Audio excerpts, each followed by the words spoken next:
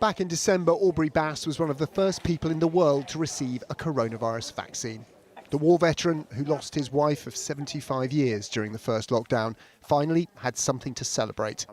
And today, the 96-year-old can celebrate even more. He's one of the first to help prove the vaccines really work. Very, very pleased indeed. Very pleased indeed. If only I could have a pint.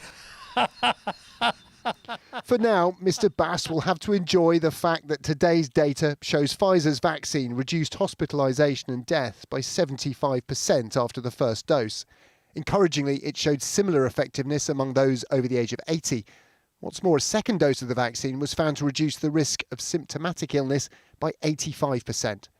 A separate study in Scotland found one dose of Oxford AstraZeneca vaccine cut the risk of hospitalisation by an impressive 94%, but was based on limited data. So if the vaccines are so good, then why is the government's roadmap to lifting lockdown paved with caveats and pit stops?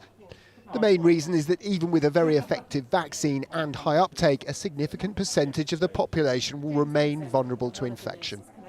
At the moment, we still are in a place where we've likely having an impact on hospitalisations, which is really what drove the lockdown, but not yet in a place where we've got sufficient population immunity just to relax everything, because there will be another wave if we do that too fast. And because no vaccine is perfect and not everyone can or will accept a jab, certain measures may be here to stay. That it may be necessary next winter to have things like mask wearing in certain situations.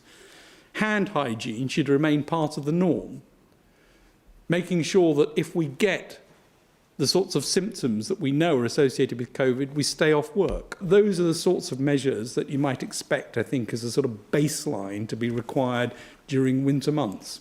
But with change in the air, now's not the time to dwell on next winter.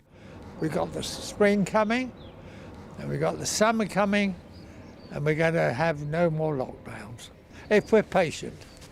Tom Clark, News at 10, Buckinghamshire.